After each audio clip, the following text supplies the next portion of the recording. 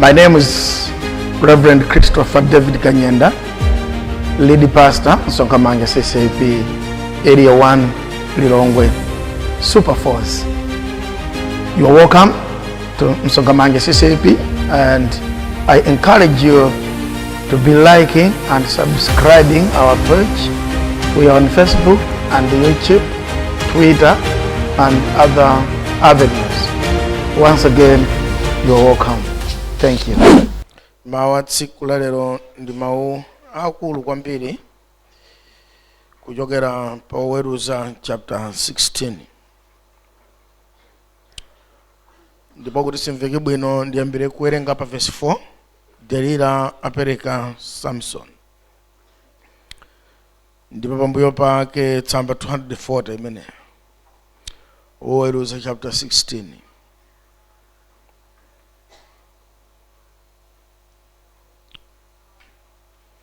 Ndipo pambuyo pake kunali kuti anakonda mkazi mchigwa cha Soreki, dzina lake ndiye Delila. Ndipo akalonga Afilisiti anamkerera mkaziyo nanena naye, umkope nuone umo muchokera mphamvu yake yayikulu, ndi umo tingakhoze kumthakama kuti timmange kumzuza, ndipo tidzakupatsa aliyense ndalama 110.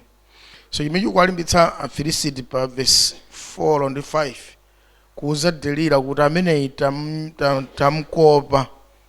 Ndipo Afilisiti adamuwerenga kale Samsoni kuti amatha kugwetsa khosi ndi zinthu wamba.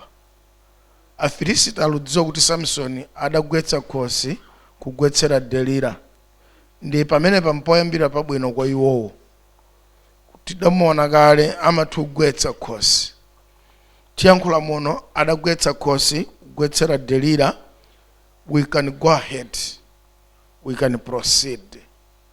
Ndi Afilisiti ali sure kuti chiyena chichitika ndithu chabwino chakumsaka Samsoni. Adamuona kale kuti amakwanitsa upatula kukhala wamphamvu ndi waulamuliro ndi waulemerero wa Mulungu. Koma Samsoni amatha kusankha bwinobwino ulemerero nkuyika pambali ndi kuyamba wagwetsa khosi. Ndi adaona kuti poyambira pathu pamenepo. Tipitize verse 6. Pamenepo Delila anati kwa Samsoni, ndikupempha undiuze omwe muchokera mphamvu yako yayikulu ndi chimene angakumange nacho kuti akuzunze. Nanena naye Samsoni, akandimanga nazo nsinga zatsopano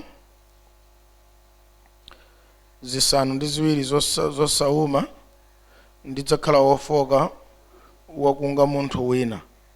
Pamene pakalonga Afilisiti anakwera nazo kwa mkaziyo nsinga zatsopano 7 zosauma, ndipo yanamanga nazo, koma anali nawo omlalira mchipinda cha mkati. Nanena naye Afilisiti akugwera Samsoni. Pamenepo anadula nsingazi monga iduka nkhosa ya mwazi pokhudza moto. Mmwemo mphamvu yake sinadziwike. Pamenepo Delila anati kwa Samsoni, taona wandipusitsa ndi kundiuza mabodza. Undiuze tsopano ndikupempha chimene angakumange nacho. Nanena naye, akandimangitsa nazo zingwe zatsopano zosagwira nazo ntchito, pamenepo ndidzakhala wofoka wakunga munthu wina. Ndipo Delila anatenga nsinga zatsopano namanga nazo. Nanena naye Afilisiti akugwera Samsoni. Ndipo omnalira anali kulinda mchipinda cha mkati, koma anazidula pamanja ake ngati thonje. Pamenepo Delila anati kwa Samsoni, mpaka tsopano andipusitsa ndi kundiuza mabodza. Undiuze chimene angakumange nacho. Nanena naye, ukawomba njombi 7 zapamutu panga mwathonje loyala ndiko. Ndipo anachimanga ndi phanga. Nati kwa iye akugwera Afilisiti Samsoni. Nagalamuka iye patulo take, nazula phanga la pamtanda ndi thonje loyala lomwe. pamene panena naye ukati bwanji ndikukonda osamvana nane mtima wako wandipusitsa katatu tsopano osandiuza umo muchokera mphamvu yako yayikulu. Ndipo kunali pamene anamuumiriza masiku onse ndi mawu ake namukakamiza moyo wake unavutika nkufuna kufa. Pomwepo anamfotokozera mtima wake wonse nanena naye pamutu panga sipanapite lumo pakuti ndine mnaziri wa Mulungu. Chiyambire mimba ya mayi wanga akandimeta mphamvu yanga idzandichokera ndidzakhala wofoka wakunga munthu wina aliyense. Ndipo pamene Delila anaona kuti adamfotokozera mtima wake wonse anatuma nayitana akalonga Afilisiti ndi kuti kwerani nthawi ino pakuti wandifotokozera za mtima wake wonse. Nakwera akalonga Afilisiti nadza kwa iye nabwera nazo ndalamazo mdzanja lawo. Pamenepo anamugonetsa pa mawondo ake nayitana munthu nameta njombi zake zisanu ndi ziwiri nayambira kumzuza ndimchokera mphamvu yake. Ndipo anati Afilisiti akugwera Samsoni. Nagalamuka iye mtulo take nati ndidzituluka ngati nthawi zina ndikudzitakasika, koma sanadziwa kuti Yehova adamchokera. Pamene Afilisiti anamugwira namukolola maso natsika naye ku Gaza nammanga ndi maunyolo amkuwa namperetsa mkaidi. Koma atammeta tsitsi la mapazi pake linayamba kumeranso. Amen. Tipemphere. Mawu anu Ambuye ndi chakudya, ndipo iwo amene satopa ndi mawu anu adzaona mphamvu. Pakuomba mphepo nyumbayi sidzagwa, pakugwa mvula yambiri mazikowa sadzaphwasuka.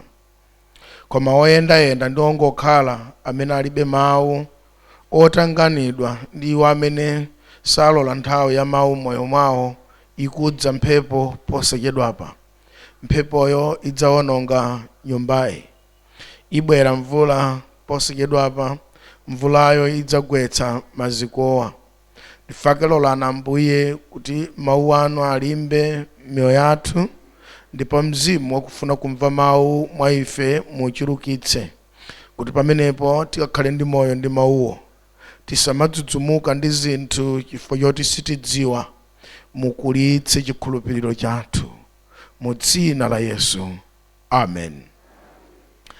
Kodi mumaganiza kuti azibambo aja amene amafera kwa mkazi wachibwezi kunkonda nkumagona komweko nkumakhala komweko munthu wandoda atasiya wana atasiya mkazi wake anawo kumasowa fizi amayi wako kwa bloka foni funa kwaomba ndi galimoto panjira mesa nkhani zake zomwezi zokhala pamwendo pa Delilas.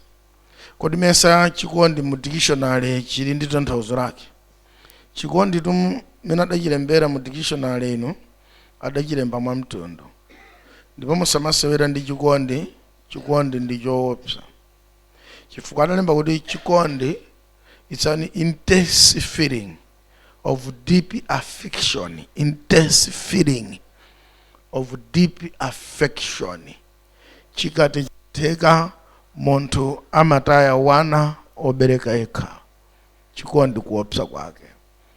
Chikati chatheka chikondicho munthu amataya mkazi wake kapena mwamuna wake wakubwana.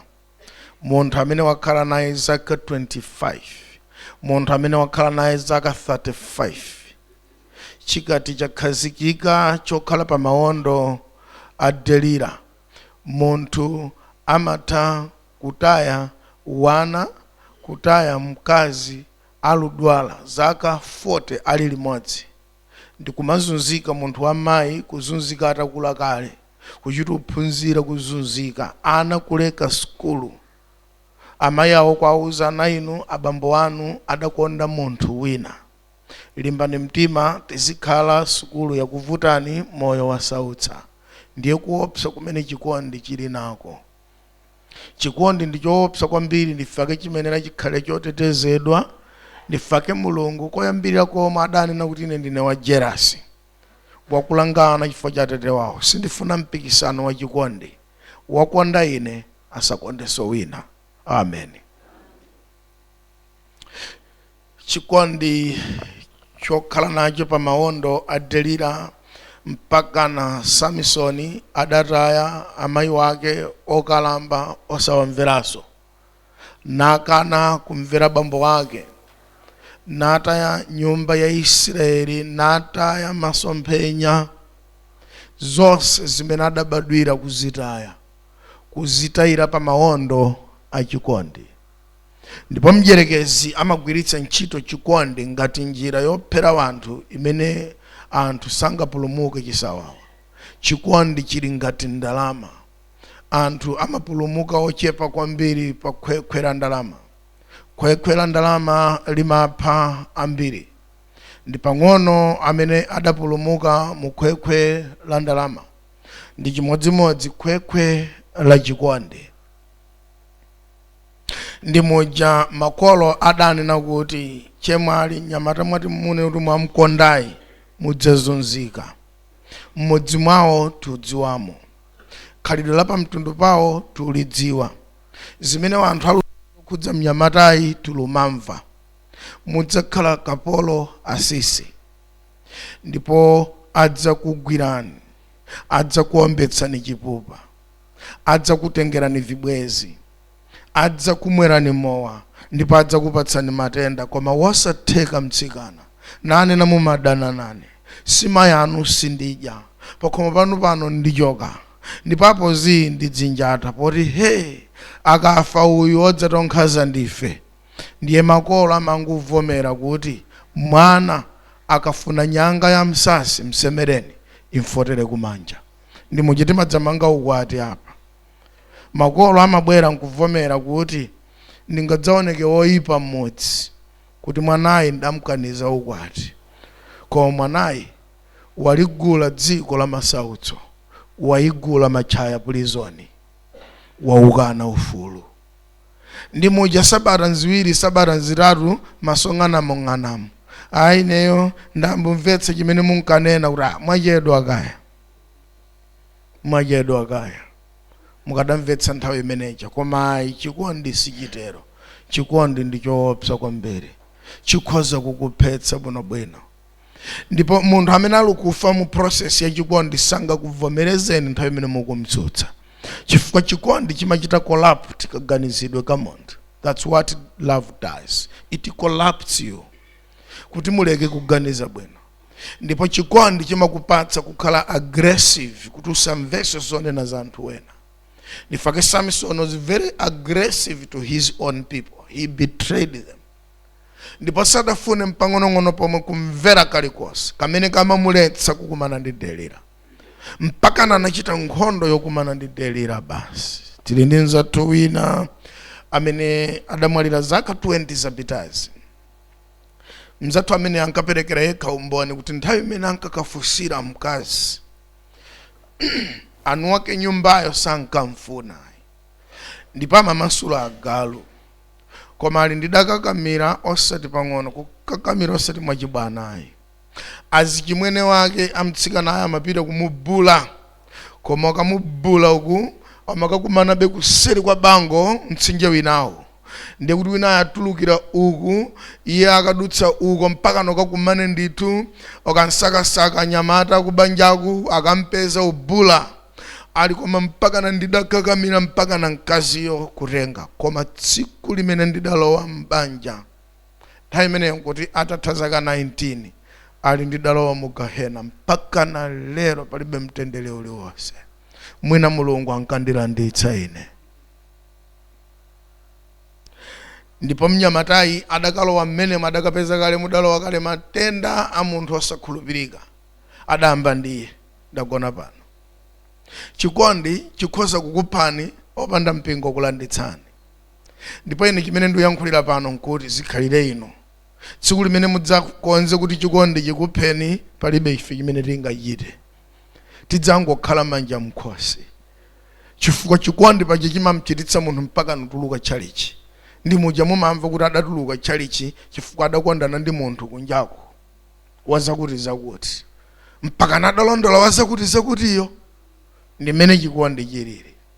Mpingo sunga kutetezeni ku chikondi, maphunziro sanga kutetezeni ku chikondi. Taona ife anthu ophunzira akukonda zinthu zachabe mpaka na maphunziro okulephera kumthandiza munthu kumuteteza zachabe.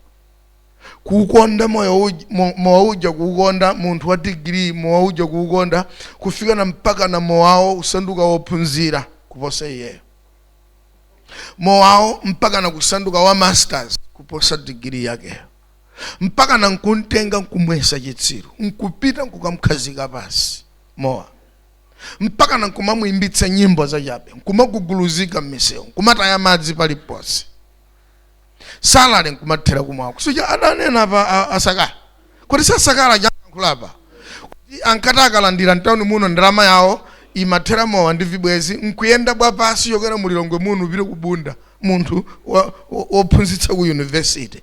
Sasakala nkanena zimenezi. Ndi mene chikondi chimachitira. So love can kill you very softly. Ndipo chikondi ndi champhamvu chikhoza kupha munthu kuposa mpeni ndi futi. Nduyu Samsoni alikuthera pa mawondo a Delila. Tikamawerenga zimaoneka ngati zophweka, koma ambiri alikudutsa muzomwezi.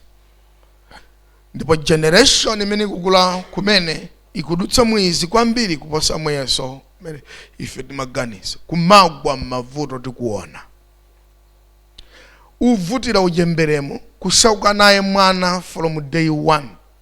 Nkukula nkudzasanduka munthu chikondi nkudzakulandani mwanayo. Mwatana chimwene alindakonda ntsikana tsijeyi. Ntsikana wake uli inu ali uchi. Anthu poti achimwene tsogolo lanu lidzavuta. Ndidana ndiyo amene ulutero. Ndidana ndiyo amene ulutero. Undileke. Mpaka na kukagwa m'manja achirombo nkukatadi. Ndimene chikondi chimachitira. Ntchito yake chikondi ndi mmene. Mulungu amabwereranji kuti amene ali ndi khutu amve, ali ndi mzimu azindikire. Yesu akuti muzikhala ochenjera ngati njoka ndi oona mtima ngati nkhunda. Ndipo Yesu adanenanso kuti amene ali chilira adziyang'anire yekha kuti angagwe, pakuti mdani wanu ali pafupi. Ameni. Pakuti mdani wanu ali pafupi. Chikondi chimatani mpaka na pamawondo amkazi abambo wena adafika pokhala convinced kumvetsetsa zakuti nthawi yakwana yoti ataya amayi wawo ali pamawondo a munthu wamkazi, mpaka na nkwata yada amayi ake. Osati tundunena kwina kumalawi kono tinawo anthu ngati amenewo atawakopa mkazi mokwanira bwino zakuti uyu mudampeza wamkulu kale kuti akufunsireni adachokera m'manja mwa munthu wina. Mkazi nkukwanitsa kumkopa Samsoni mpaka na unena kuti ndimereni kumutuku. Ndiponso bambo wanga ndibenezonso ntchito, zomayi wanga ndibenezonso ntchito. Kani isingagwire munthu mmodzi. Tili ndi akazi aja amene adagwa m'manja mwa mwamuna mpaka na mwamunayo kukwanitsa kumkopa munthu wa mayi kupereka wa mwana kumatsenga uno bwino mwanayi likhwimire nkuperekadi. Alipo moyo azibambo kumkopa munthu wa mayi mimbayo kachotse nkukachotsadi. Tadutsa ma-influence anthu ife, tadutsa muzoyankhula za anthu ena zimene zidaononga tsogolo lathu, zimene zidatichititsa kudana ndi Mulungu, kutipatsa magapu chifukwa cha mapartners kuchokera ku chikondi. Gona ndine ngatuma ndikonda. Mpaka na munthu wamkazi mtsikana sadavulepo kukula kwake kose, koma popeza nanga popeza watsimikiza kuti amandikonda. Ndidzedziwa bwanji ngatuma ndikondadi nochita chigololo. Nkumabwerapo madzamanga ukwati adadakale. Umakhala ndi magirute koshasi pamenepo mathamangitsidwa ndi mzimu woyera pamenepa tsiku lokwati lijali fulukutu alibe mtendere, alibe chilungamo, alupusitsa mpingo yekhumataka yang'ana uku anthu osewa aluko ndikwapusitsa uyang'ana uku anthu osewa ndikwapusitsa uyang'ana uku ndikupusitsa anthu uyang'ana kuguwa kuli chimunthu china chavala mala yakuda chikulu ichiso ndachipusitsa ichi ubwera pasipa udzatenga lingi umachitudzi kuti ndikwapusitsa ndiye tili mkugundika wazibusa polalikira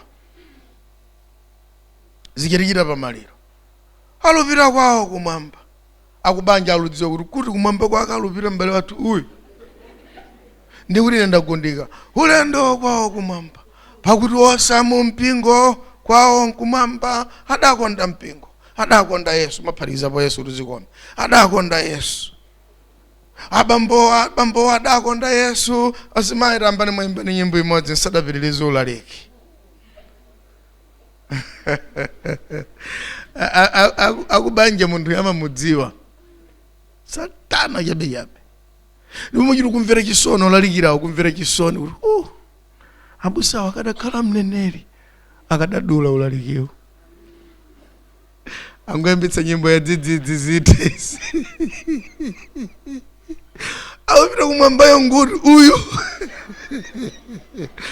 zina zimene timachita pasi pano kwa Mulungu atikomere mtima ndithu sungazimvetse ayi tili ndi anthu achoti adakonda zoyipa kuzikonda zoyipa zija mpingo nkungoka ngamirambe kuti mpingo umathandiza munthu pa mavuto ake chifukwa amati mukaone mukathandize pamaliro paja amabwera kudzayimba kupatsani chipepeso ndipo kuti nsidzakhale ndekha mtawuni muno m'bale wanga ndi mpingo koma atakonda zoyipa kuzikonda zoyipa ngati mene Samsoni adakondera Delila mpaka na kumafera pa maondo a Delila Samsoni.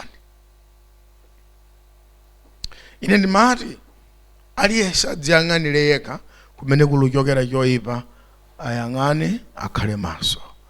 Ndimauza anthu kuti amene muli pabanjano aliyense asamagone. Munthu aliyense okwatiwa kapena okwatira gawo loyamba limenelo.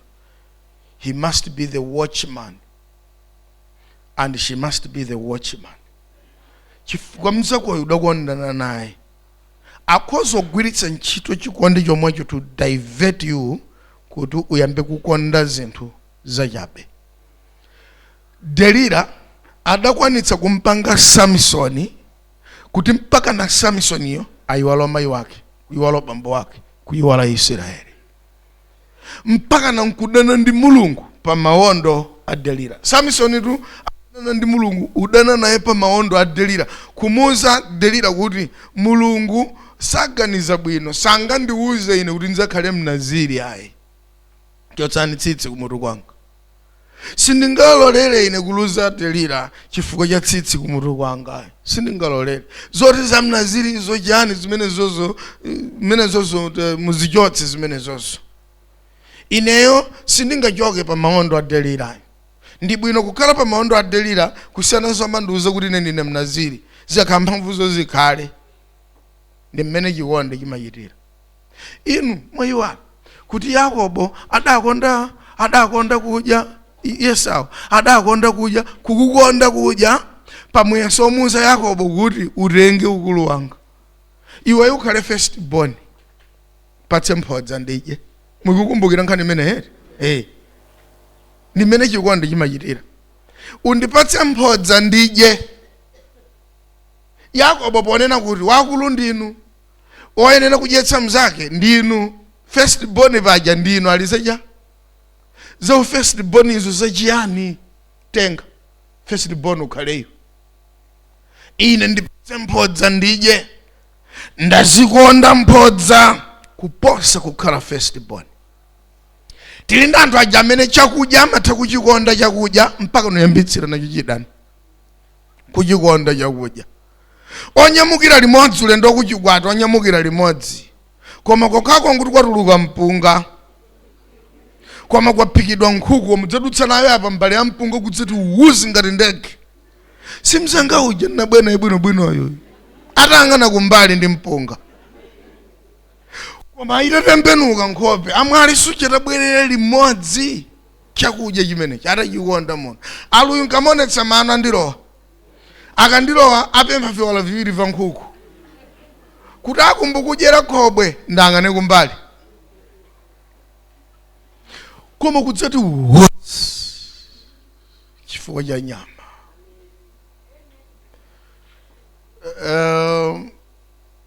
Tili kumpingo kwina msonkhano wa mayo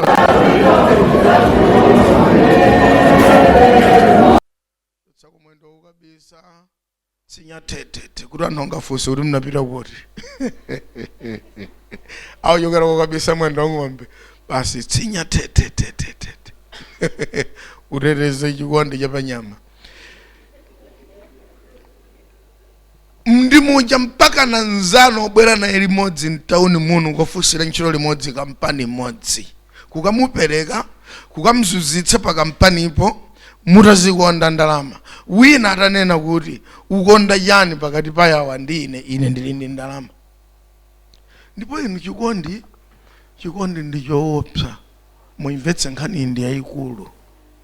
Chikondi chimabwera masofiti chimadutsa kutali chimazemba chifukwa chimapha anthu ambiri. Nditenda yayikulu kwambiri ili mambiri mmene chikondi chimadutsa. Ndifake Yesu adali very sensitive ndi moyo wake. Nthawi imene Satana adati konda chakudya yadanena kuti ndikonda mawu pakuti munthu sadzakhala ndi moyo ndi mkate wokhoma ndi mawu osochoka mkamwa mwa Mulungu. Kudaluwa chikondi kumene kuja cha zinthu zina. Ujene kwerani pa chimbudzi pamudzigwetse kuti angelo akutengeni kuti anthu agome kuti inu makhanda angelo ali mavuto yawo. Munthu yawo ndichita divert we afuna ndiyembe kukonda zinthu zina. Tsiku lina Petro akuti Ambuye musamanene kuti mudzapita ku Yerusalemu kukafera anthu osamanena zimenezo muzidzikonda nokha tete zikhakubera naye konkono osapita ku Yerusalemu ali choka Satana sufuna chifuniro cha Mulungu. So moyo wake wonse wa Ambuye Yesu adakana kugonjera ku chikondi cha chisawawa. Anasankha kukonda Mulungu yekha. Koma ine mafuna practically nene mawu yawa kuti nambira ponena kuti amene tili mabanja aliyense akhale wochimani wa mzake. Musadzafike paja mpaka na kugulitsa mayi wanu chifukwa cha chikondi chimene muli nacho pa bambo uyu kapena mayi uyu. Ayi fada kupezani mtakula kale. Ndipo zomatumizira kuseli sopo kwa mayi wanu chifukwa cha iyeyi muleke. Muzimuuza kuti ndatumiza sopo kwa mayi wanga chilichonse uchite.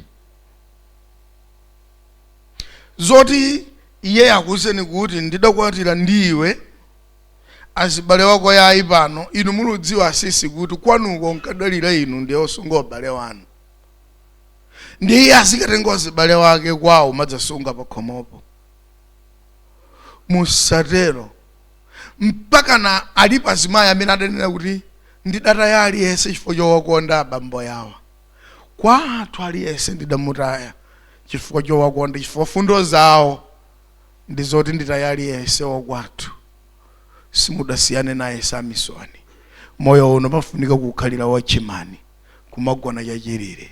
Muyang'ane kumene kuchokera choyipa. Amen. Muyang'ane kumene kumachokera choyipa. Ndipo kwa amene ndanyamata amene musadakwatire chenjerani.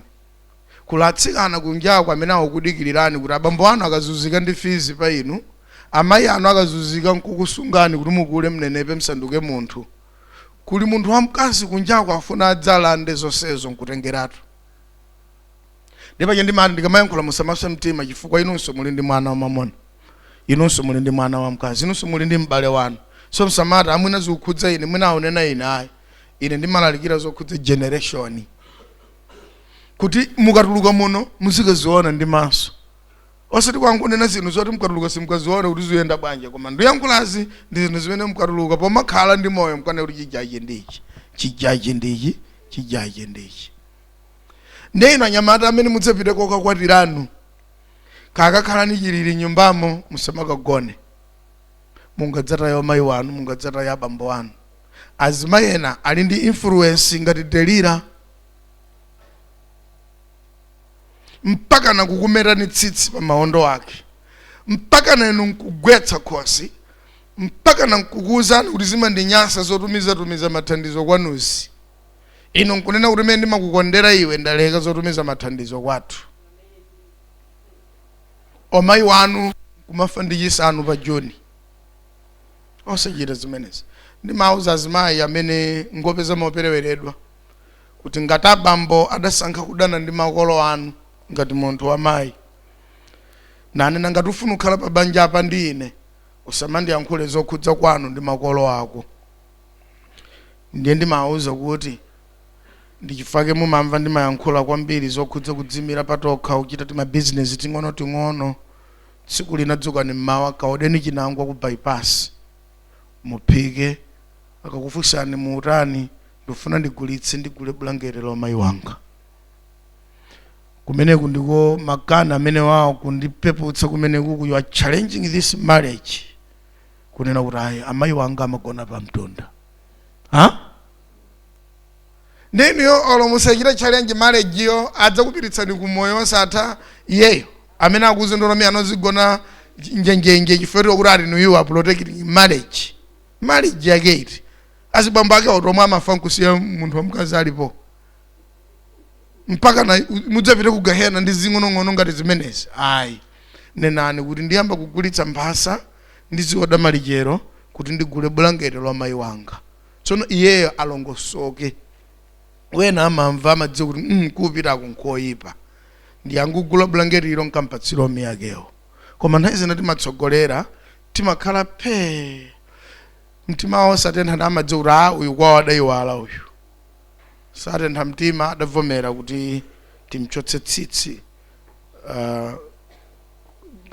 pa maondo adelera. So mawuyi awo ali diverse, ali kukhudza magawo ambiri. Bwanji nditsirize motere osakonda zinthu kwambiri pamweso wakuti mpaka na kuyiwala kuti kubwera mvula. Ayi mpaka nosadziwa kuti kwamba kugwa mvula mpaka na nkunyowa koma kugwa mvula nosayimirira osamachita zimenezi. Moyo uno aliyense azigona chilili aziyang'ana kumene kuluchokera mdani ndi kumene kuluchokera choyipa.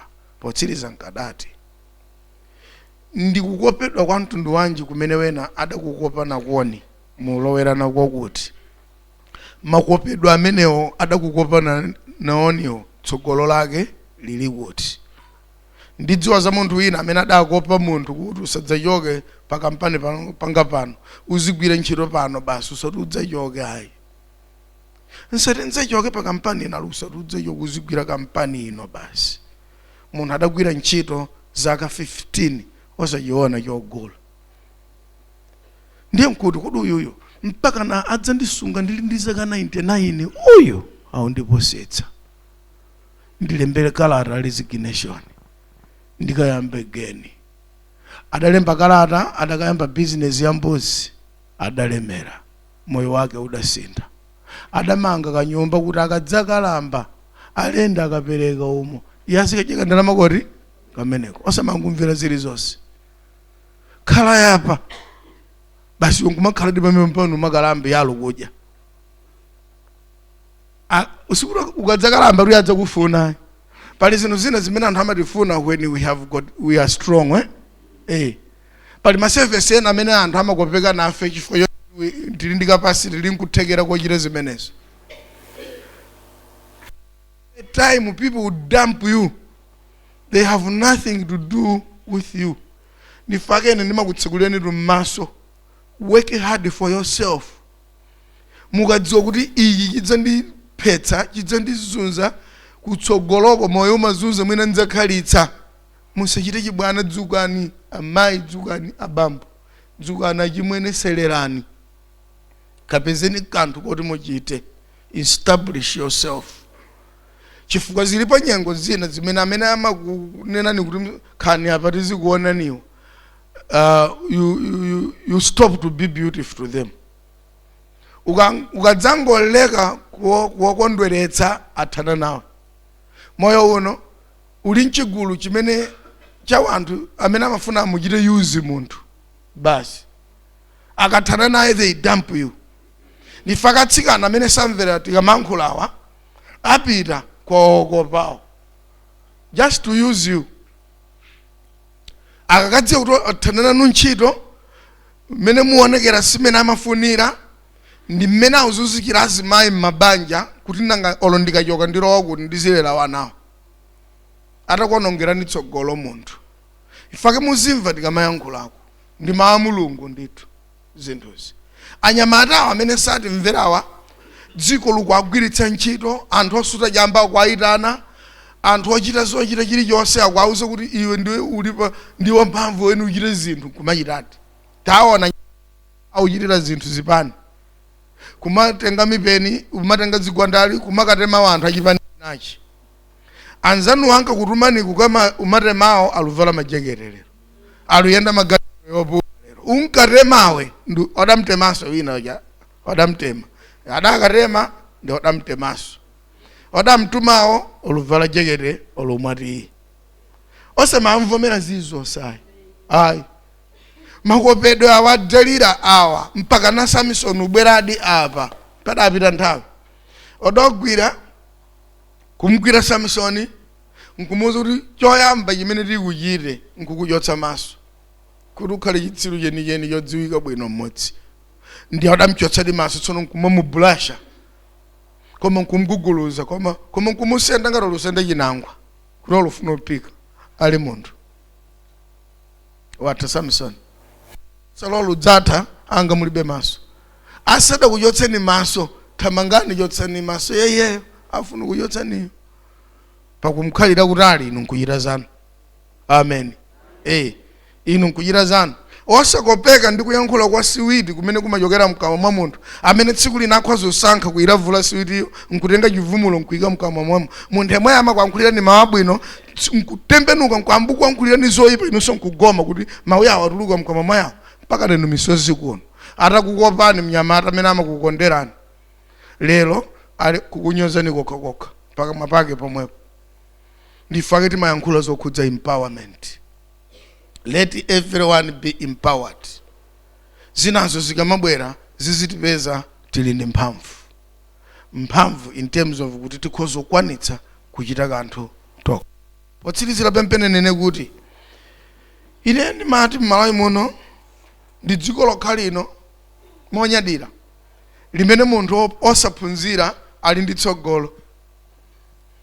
Foto sura lesa pira usukulu ayi kapena kuti dziko likhala la okhokho imba sukulu ayi ngati pali dziko limene anthu osaphunzira ali mtsogolo ndi dziko la Malawi. Munthu osaphunzira opanda sukulu amantola khasu nkusonkhanitsa manyowa chaka chino 1 acre, chaka cha mawa 2 acres, chaka cha mchuja 4 acres, chaka chinacho ndalama za uku zizigula foreleza kwinako, chaka chinacho ndalama za uku zigula poloti, chaka chinacho ndalama zina zikatsala ku banki ophunzira nkumaka kongola.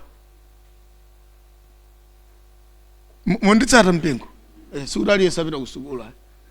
Ngati pali dziko limene munthu osaphunzira ali ndi tsogolo nkumalawi, we have fertile lands.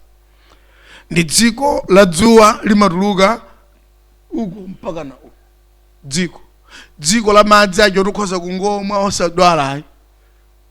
Ndakuwuzani kale zonsezi kwinaku you filter the water, you treat every water. Kuno kumankula tere madzi apa chitsime bwino. Dziko lakuti kwanguyesera kutenga khasu kuti ulikakamire zaka ziwiri zitatu wadutsa ndiye kuli madimba ku Malawi. Ndilo ndi dziko limene ndiyankhula muno anthu amene ali kudya bwino ndi anthu osaphunzira ku Malawi kuno ali mchimanga komanso ngongole alibe chifukwa anthu sapatsa ngongole munthu opanda pa ntchito amatadza bweza nchani azalizata adapulumuka ku ngongole. Anthu osaphunzira adapulumuka ku ngongole amangogona bwino alibe litsipa alibe stress yolonjereredwa fano amatadza libwezera yani ngati ali nkhokwe yachimanga njake ngati nkhuku yudutsa njake imene si ngongole chifukwa anthu somkhulupirira kuti amkongoze ndalama. Moyo uno uli opportunities ndi chimene ufunutsiza zothera manja matelira ngati auchitira chimene awulakwitsa nkuononga zinthu kuononga tsogolo kuononga mpamba. Pali zambiri zabwino zimene tikhoza kukhala mmoyo uno kuposa mwina mmene timaganizira. Mulungu atilimbikitse tonsefe pa mawu ake. Amen. Thank you so much for liking, subscribing, and thank you so much for being part of Msonkhamanja Ccap. Thank you so much for watching. Keep watching, keep liking, keep subscribing our page. You are blessed. Thank you.